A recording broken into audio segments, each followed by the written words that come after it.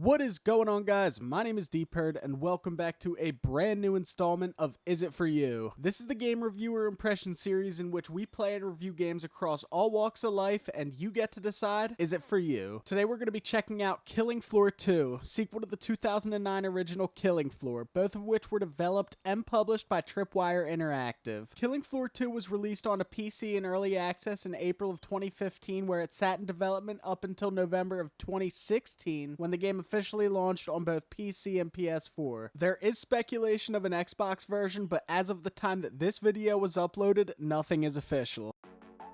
So what is it? Well, Killing Floor 2 is a first-person shooter that plays out in waves. Now, this can be played solo, or you can group up and play with friends or strangers online. Sound familiar? I'm sorry, I don't speak Japanese. Well, not really. Unlike Call of Duty Zombies, Killing Floor 2 is based around perks, or classes, each class having a unique loadout tailored toward them. Currently, there are 10 different classes. These include the Berserker, Commando, Support, Field Medic, Demolitionist, Firebug, Gunslinger, Survivalist, Sharpshooter, and SWAT. Now, I'm just going to briefly scroll through each of these on screen, and you can pause on any particular one if you want to know more. But because this is more or less a review of the game as a whole and not an in-depth class breakdown, I'm not going to go too much more in depth on those. So like any other shooter in history, Killing Floor 2 features enemies, and in this case, they're known as Zeds. Currently, there are 12 different types of Zeds, ranging from small to large. We have the Cyst, Clot, Slasher, Crawler, Stalker, Gore Fast, Bloat, Gore Fiend, Husk, Siren, Scrake, and Flesh Pound. Each type of enemy has its own abilities and attacks, with the Scrake and the Flesh Pound being the biggest threats out of the bunch. Aside from the regular Zeds, Killing Floor 2 also features two full-fledged bosses that come with their own boss wave at the end of every game, but which one you end up going against is completely random, and you won't know until the reveal at the beginning of the boss round. These two bosses are known as the Patriarch and Dr. Hans Volter. Returning from the original Killing Floor, the Patriarch is a very tanky mob, and in terms of overall design, it almost resembles a brute from the Saints Row series. Its weapons include a minigun and a missile launcher, and it also has the ability to heal itself while running away. Hans is a bit smaller in design, but he's still very deadly, wielding two ARs and the ability to heal himself as well. All in all, both are interesting, both are cool, but that being said, there are only two bosses. I think the addition of one, maybe two new bosses would really help spice the endgame up a bit, as players would have a bit more variety to go against.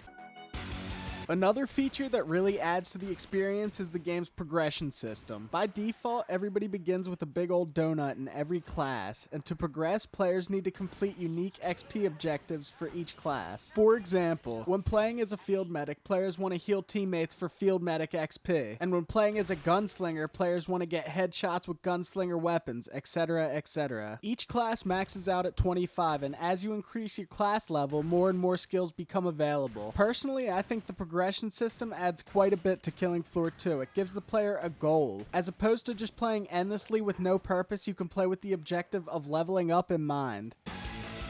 So this is kind of out of order, as the soundtrack is going to be one of the first things you'll notice when playing Killing Floor 2, but I digress. The soundtrack in Killing Floor 2 is badass, featuring music from Impending Doom, Synthetic, and Demon Hunter, amongst others. This music is played in the background during games, which sets the tone quite well. Now, something that's really cool is players have the option to turn the lyrics off and on, so basically, you can switch between the instrumental of the song and the actual song. Straight up, like I said, this soundtrack is badass, and it's probably the perfect selection of music to accompany a game like this.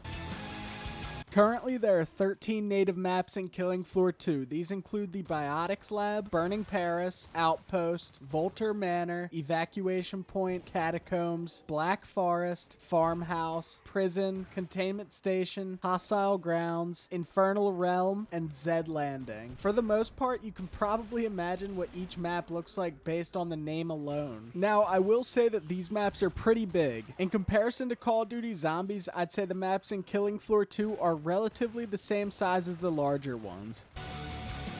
Those playing on PC get native Steam Workshop support, meaning a ton of new community-made maps, weapons, and much more. Naturally, the addition of this Steam Workshop support is a very positive feature. So we've got the basic gist of what Killing Floor 2 is, but it also features another game mode, Versus, PvP. The idea sounds cool, one team plays as the humans and one team plays as the Zeds, but to be honest, the execution is kinda shit. Like many other games that have come out within the past few years, Killing Floor 2 features a crate and key system. Yes, this means microtransactions, but do not fret. These crates only contain weapon skins and character cosmetics, so if you don't feel like spending $100 on keys, you aren't exactly at a disadvantage.